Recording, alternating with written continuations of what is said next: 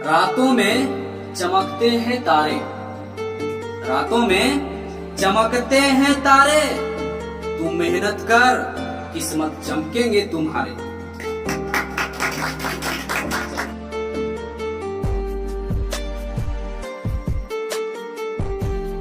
तो शुरू करें ना, तो बहुत ही आराम से समझना। पहले देखिएगा, दर्पण, ठीक है, ध्यान देना।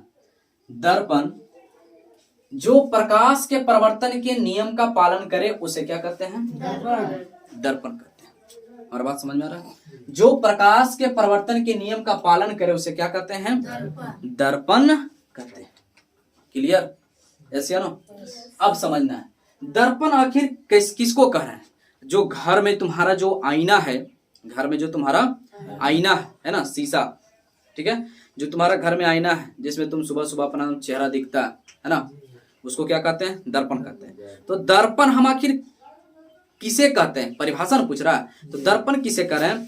तो दर्पण कह रहे हैं कि जो प्रकाश के परिवर्तन के नियम का पालन करता हो उसे क्या कहते हैं? दर्पण कहते हैं। कैसे? अगर परिवर्तन एक तरफ कलय किया होगा और एक तरफ परिवर्तक सतह के कार्य कर रहा हो तभी तो दर्पण कर सकते हैं। अगर परिवर्तन नहीं हो रहा है तो दर्पण हम उसे नहीं कर सकते। हमारा बात समझ में आ रहा?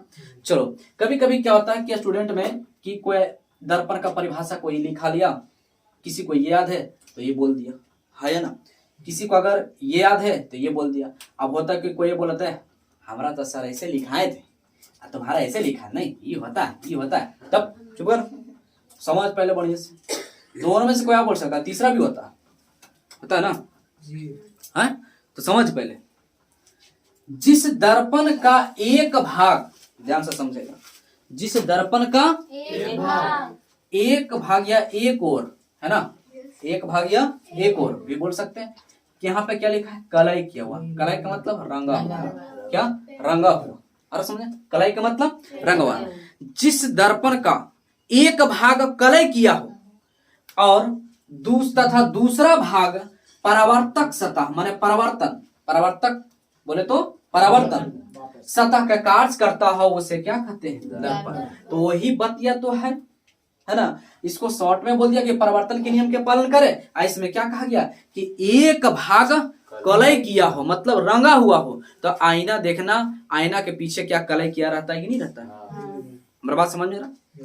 आईना के पीछे कलय किया रहता है, रहता है ना। तो एक भाग उसका कलय किया हो और दूसरा भाग परावर्तक सतह का कार्य करता हो उसे क्या कहेंगे?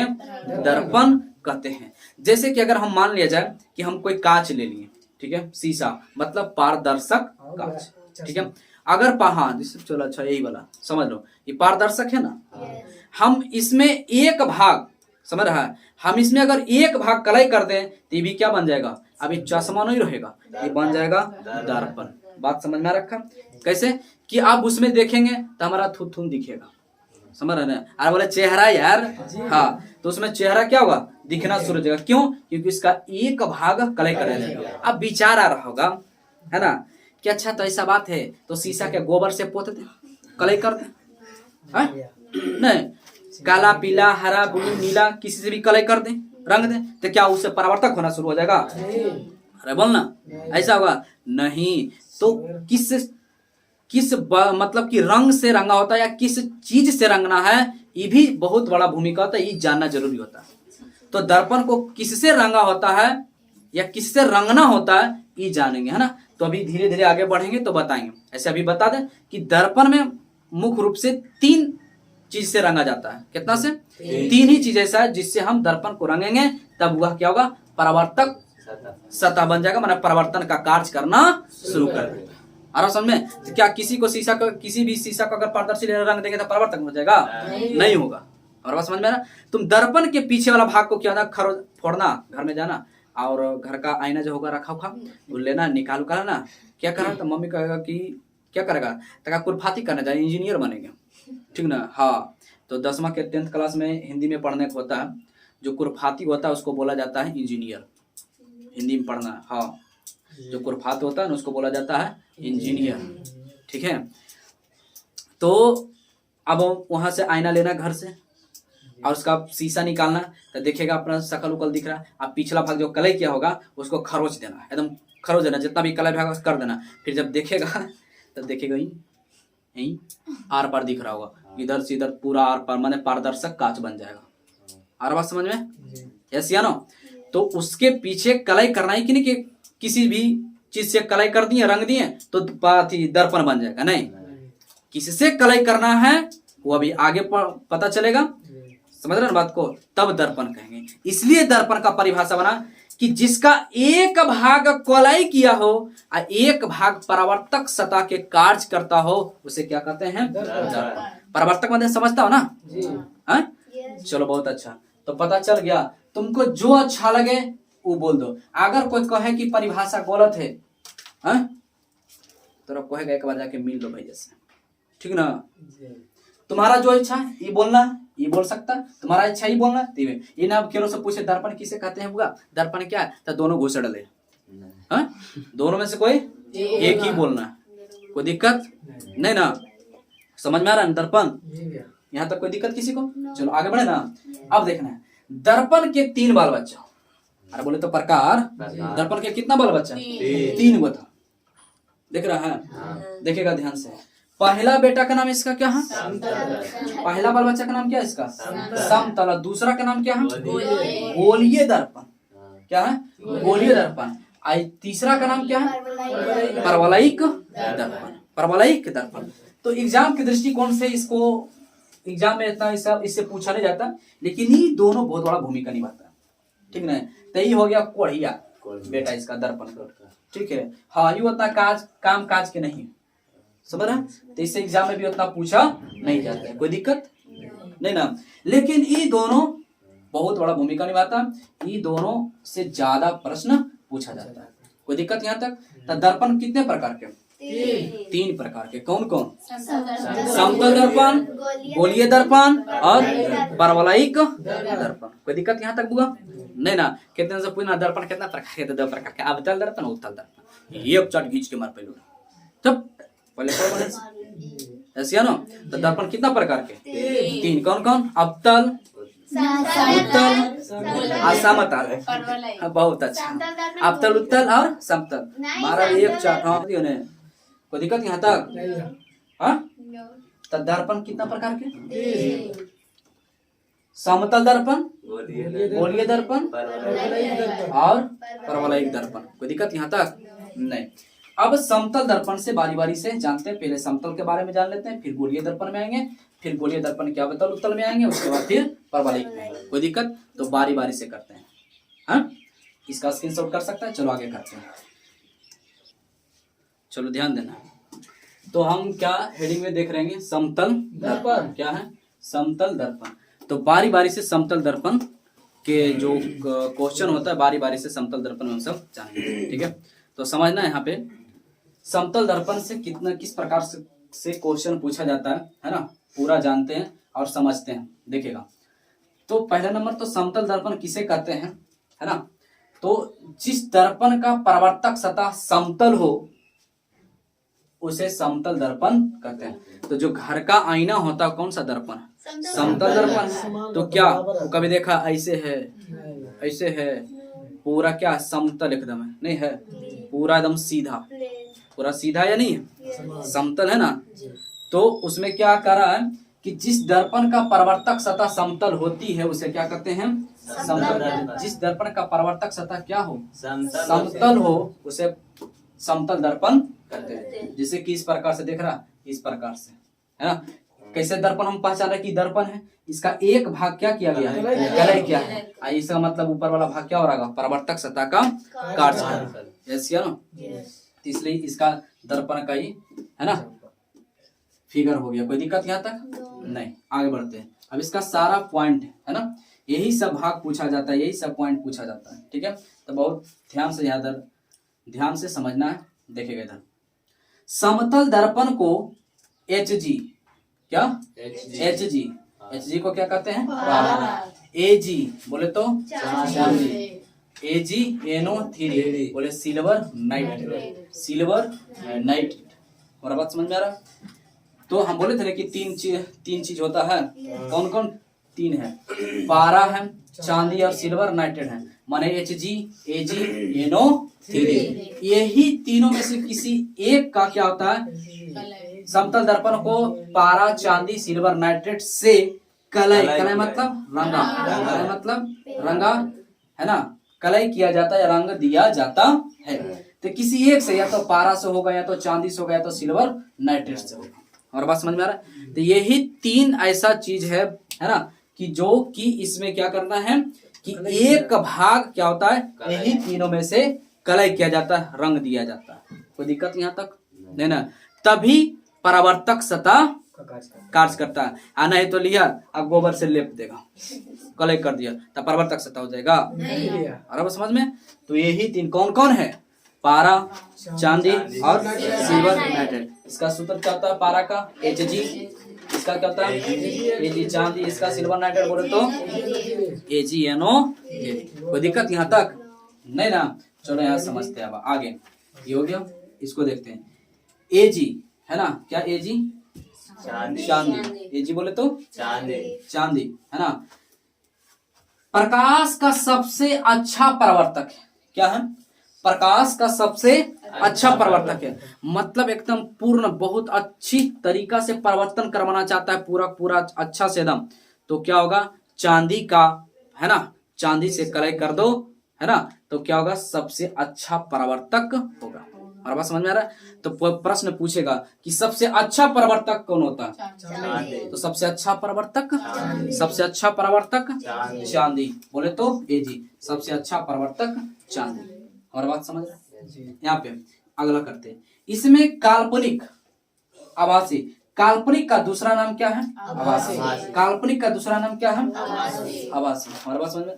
जैसे कि तुम भी समय से किसी का उपनाम होता है ना, तो उसी प्रकार से काल्पनिक का दूसरा नाम आभासी बोले चाहे काल्पनिक, काल्पनिक बोले चाहे आभासी, दोनों से किसी एक को हम बोल सकते हैं। ठीक है, तो यहाँ पर समझना, इसमें काल्पनिक है ना तथा सीधा प्रतिबिंब बनता है, काल्पनिक तथा सीधा प्रतिबिंब बनता है। याद रखने के लिए शॉर्ट में इसको क्या रखेंगे, कासी है ना, तो का से काल्पनिक, सी से सीधा, का से काल्पनिक, सी से सीधा। तो समतल दर्पण में कैसा प्रतिबिंब बनता है, कासी, कैसा बनता है, कासी, कासी बोले तो का से काल्पनिक तथा सीधा। आप कहते होगा कि काल्पनिक याद रट ले है, वहां लिख दिया ऑप्शन में आभासी और सीधा। हम तो काल्पनिक याद किए थे, आभासी कैसे आ गया, मारा भी एक चाट, हाँ बिना डीजे के नाचेगा तुरंत एकदम। तो क्या हो जाएगा कि आभासी को ही काल्पनिक या काल्पनिक को ही आभासी, कोई दिक्कत यहाँ तक नहीं। तो काशी याद रहेगा, समतल दर्पण में कैसा प्रतिबिंब बनता है, काशी, काल्पनिक और सीधा। कोई दिक्कत यहाँ तक नहीं। आगे देखते हैं, ये हो गया ना। यहाँ पे देखना है अगला, समतल दर्पण में प्रतिबिंब, समतल दर्पण में प्रतिबिंब का आकार वस्तु के आकार के बराबर होता है। सही बात है ना। अगर घर का जो आईना है तो तुम उसमें जब तुम अपना चेहरा देखता है तो कि तनी को देखता है, भुच्ची को छोटा दिखता है नहीं ना। और बात समझ में कि आप तुम समतल दर्पण के सामने खड़ा है, आप कोई पतला दुबला खड़ा तो एकदम हाथी निकट दिखे लगता है, गेंडा निकट दिखता है नहीं ना, जैसा है वैसा ही दिखता। तो क्या वस्तु के बराबर, हमारी बात समझ रहा। अब यहाँ पे थोड़ा सा चीज समझाते हैं कि प्रतिबिंब नहीं समझ रहा होगा है ना, प्रतिबिंब नहीं समझा होगा। और तुम सब में से कोई पूछा भी नहीं कि भैया काल्पनिक किसको कहते हैं, है ना, काल्पनिक किस है ना। तो पहले समझते हैं, आओ इधर, पहले काल्पनिक आभासी कहते हैं। समतल दर्पण के सामने जब तुम खड़ा होता है तो हमारा ही हूबहू इमेज दर्पण में दिखता है, जैसे हम ऐसे दिख रहे हैं, तो दर्पण में हम क्या हो रहा है, दिख रहा हमारा ही फिगर है, तो उसमें जो बन रहा है, जो दिख रहा है, उसी को कहते हैं प्रतिबिंब। क्या कहते हैं उसको, प्रतिबिंब कहते हैं। जैसे अभी यहाँ पर हमारा छाया दिख रहा है ना, इसी को क्या कहते हैं, प्रतिबिंब। कोई दिक्कत, तो जो दर्पण में दिख रहा है उसको क्या कहते हैं, प्रतिबिंब। तब प्रतिबिंब क्लियर, प्रतिबिंब किसको कहते हैं, है ना। अब काल्पनिक समझते हैं, सीधा तो समझ में करता है। अगर हम दर्पण के सामने ऐसे खड़ा है तो एक पैर ऊपर मुड़ी नीचे ऐसे दिखता है नहीं ना, तो हो जाता उल्टा, वो क्या हो गया, उल्टा। लेकिन काल्पनिक किसको कहते हैं, हम सीधा दिख रहे हैं, काल्पनिक किसको कहेंगे कि जैसे कि तुम दर्पण में दिखाना तो उसको दाहिना हाथ दिखा ऐसे है, उधर से लगता है तुरा की बायां दिखेले हमरा, देखा कभी से है, उसी को कहते हैं काल्पनिक। समझ में क्या है, काल्पनिक, समझ रहा है। वास्तव में हम उसको क्या कर रहे हैं कि हम उसको दाहिना दिखा रहे हैं, हमको उधर भी उसमें दाहिना दिखाई दे रहा है, लेकिन वो काल्पनिक है, मतलब हमको उधर क्या दिख रहा है, बायां इशारा हमको दिखाई देता है, हाँ या ना, समझ रहा है। तो उसी को कहते हैं काल्पनिक या आभासी। तो क्या ये अच्छी समझ में आ गया? विश्वास हमको अच्छी तरीका से समझ गया होगा। काल्पनिक में कोई दिक्कत नहीं ना, हम दाहिना हाथ दिखाते हैं तो हमको बायां दिखाई देता है ना।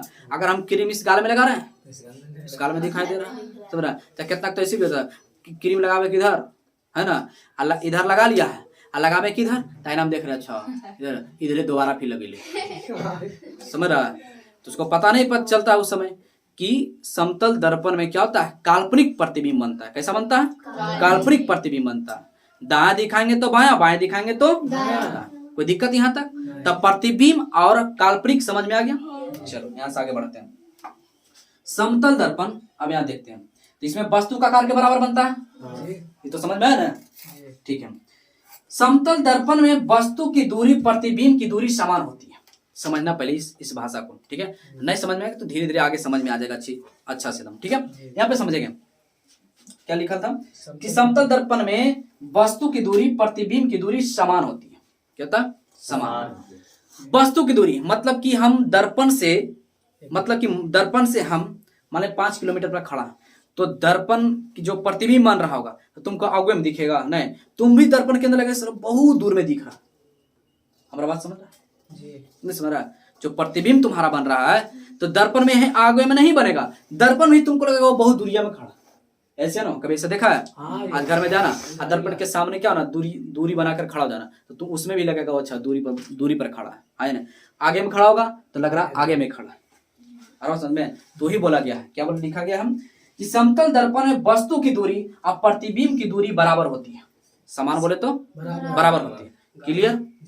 जितना दूरी पर हम रहेंगे, मान लो कि हम वस्तु है, बीच में दर्पण खड़ा है, उससे हम कुछ दूरी पर खड़ा देंगे तो दर्पण के अंदर भी क्या उतना ही दूरी पर खड़ा दिखेगा। इसलिए वस्तु की दूरी और प्रतिबिंब, अंदर जो दर्पण में अंदर बन रहा है क्या दर्पण जो दिख रहा है वो प्रतिबिंब ना है, तब वस्तु की दूरी और प्रतिबिंब की दूरी क्या होता है? समान बोले तो बराबर होता है। अगला देखना है, किसी वस्तु की पूरी लंबाई को देखने के लिए दर्पण की लंबाई आधी होनी चाहिए। नहीं समझागा?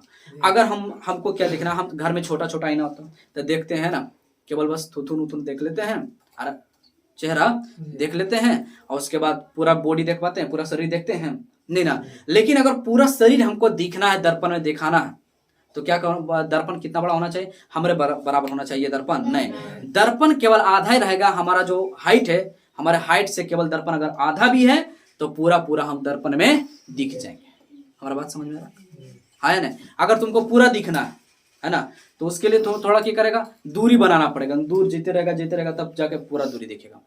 आ रहा समझ में? लेकिन अगर पूरा, जैसे यहाँ पे दर्पण हम पूरा देखना चाहते हैं तो दर्पण के अगर आधा हमारे हाइट के, अगर दर्पण आधा हो तो पूरा का पूरा हम दर्पण में दिख जाएंगे। समझ रहा? क्लियर? कोई दिक्कत यहाँ तक? इस पॉइंट में कोई दिक्कत है नहीं ना? चलो आगे बढ़ते हैं तब। चलो ध्यान देना, देखिएगा, यदि कोई व्यक्ति भी वेग से दौड़ता है, यदि कोई व्यक्ति भी वेग से दौड़ता है तो दर्पण के अंदर 2 भी वेग से दौड़ेगा। अब इसका अर्थ समझते हैं, पहले एक बार फिर से पढ़ें। यदि कोई व्यक्ति भी वेग से दौड़ता है तो दर्पण के अंदर 2 भी वेग से दौड़ेगा। मतलब कि यदि कोई समतल दर्पण के सामने अगर कोई खड़ा और दौड़ता है ना, मान लिया जाए कि 5 है ना, 5 के स्पीड से दौड़ रहा है, तो दर्पण के अंदर कितना का स्पीड से दिख रहा होगा? 10 के स्पीड से दिख रहा होगा। आ रहा समझ में है? कोई जिमर होता है ना, जिम वगैरह जाता, समतल दर्पण के सामने खड़ा हो जाता और उसके सामने क्या करता है, दौड़ने वाला है ना लगता है, और रनिंग करे वाला लगा देगा और दौड़ रहा, लगता है बाप रे मिल्खा सिंह हो रहा है, एकदम बहुत एकदम दौड़ रहा है, बाहर निकल, हाँ समझ में आ जाए तो कि मिल्खा सिंह क्या रहा, समझ रहा है ना। तो दर्पण के अंदर क्या एकदम लगता है कि बाप रे एकदम तो हम मिल्खा सिंह हो रहे हैं, उससे भी ज्यादा एकदम, समझ रहा है, मतलब बहुत रफ्तार नहीं दौड़ता। अगर हम 10 के स्पीड से दौड़ते हैं रियल में तो दर्पण के अंदर कितना का स्पीड से दिखाई देगा? 20 के स्पीड से। हमारा बात समझ रहा है? तो क्वेश्चन अगर हम पूछे, क्वेश्चन बताना दर्पण के अंदर, समझ रहा है, दर्पण के अंदर 50 मतलब कि 50 के स्पीड से दौड़ रहा है, तो दर्पण के बाहर कितना से दौड़ रहा है? पक्का। तो ये सब वर्ड पर ध्यान देना। ये पूछ देगा दर्पण के अंदर इतना से दौड़ रहा है तो दर्पण के अंदर कितना होगा, है ना। पूछ देगा कि दर्पण मतलब कि इतना के दौड़ से दौड़ रहा है तो दर्पण के अंदर में कितना दौड़ेगा, तो उसका क्या हो जाता है? 2 गुना। बात समझ रहा है? अगर कोई 30 के रफ्तार में दौड़ रहा है तो दर्पण के अंदर 60। क्लियर है ना। तो यही लाइन है। यदि कोई व्यक्ति भी वेग से दौड़ता है तो दर्पण के अंदर कितना वेग से दौड़ेगा? 2 वेग से दौड़ेगा। कोई दिक्कत यहाँ तक नहीं। अब यहाँ पे समझना है अगला, समतल दर्पण को थीटा कोण से घुमाते हैं तो परावर्तित किरण 2 थीटा कोण से घूम जाता है। अभी नहीं समझ होगा, है ना। जैसे कि समझते ध्यान से यहाँ पे समझना है कि हम क्या करते हैं कि समतल दर्पण को थीटा कोण से घुमाते हैं तो परावर्तित किरण 2 थीटा कोण से घूम जाता है। जैसे कि अभी तुम देख रहा होगा ये हमारा जो लिखावट होगा यहाँ पर, हमारा यहाँ पर सीधा लग रहा है देखने में, लेकिन तुम सबको हल्का सा तिर्यक दिख रहा होगा, तिरछा थोड़ा दिख रहा है ना, दिख रहा है ना। तो इसी कहते हैं कुछ हल्का सा क्या हो रहा है कि घुमा हुआ होगा, है ना, सेटिंग बढ़िया से नहीं होगा कैमरा, इसलिए क्या हो रहा है, तिरछा दिख रहा है। और अब समझ में, तो तुमको क्या होगा, अगर हम यहाँ पे हल्का सा तिरछा दिखेंगे तो तुमको क्या होगा, दर्पण में और ज्यादा मतलब उसका दुगुना तिर्यक दिखेगा। अगर यहाँ पर हल्का भी मतलब कि तिर्यक है, तिरछा है, तो कैमरा के अंदर कितना दिखेगा, दुगुना दिखेगा। उसी प्रकार बहुत समतल दर्पण में ही होता है। समझ में, अगर हम इसको हल्का सा इसे टेढ़ा कर दें तो इसमें यहाँ पे हल्का सा है और दर्पण के अंदर क्या होगा, और एकदम ऐसे दिखेगा। और बात समझ रहे हैं? समझ रहे हैं ना। हाँ, तो अगर कोई टेढ़ा लड़का को खड़ा कर दे चाहे लड़की को, तो इसका मतलब दर्पण के अंदर होकर दुगना टेढ़ा दिखाई देगा। सेम दिखेगा जैसा रहेगा वैसा दिखेगा। अरे उसका गुण टेढ़ा है, खराब है, तो उसका गुण दर्पण बता देगा। अगर ऐसा बातें होता तो दर्पण ने अच्छाई और सच्चाई बता देता है। समझ रहे बात को। तो दर्पण के अंदर अगर दर्पण के सामने खड़ा हो जाओ तो केवल हूबहू दिखता। अभी भी तो पढ़े ना कि वस्तु के बराबर जैसा रहेंगे वैसा दिखेंगे। आखिर कोई खच्चर है, बदमाश है, कमीना है, तो दर्पण बता देगा ओकर दुगना कमीना, आंसर दुगना बदमाश, ऐसा बताएगा दर्पण? नहीं ना। ठीक है, तो बात समझ रहा होगा ना। आगे बढ़ते हैं। समतल दर्पण में फोकस दूरी तथा त्रिज्या अनंत होता है। ये बहुत मस्त क्वेश्चन है, इसको हम कहेंगे ध्यान से समझ रखा है ना, ध्यान में इसको रखना। समतल दर्पण में फोकस दूरी और त्रिज्या अनंत होता है, आनंद नहीं होता है, अनंत होता है। ठीक है ना। समझो कैसे, तुम दर्पण, समतल दर्पण लेना, आईना ले लेना, इधर से प्रकाश की किरण आ रहा होगा, तुम चाहेगा तो क्या केवल तुम्हारा, जैसे कि अगर मान ले तुम्हारा घर तक लिमिट रहेगा, अब वहां से अब जा ही नहीं रहे उससे आगे, अब जा ही नहीं रहे उससे आगे, संभव है ऐसे।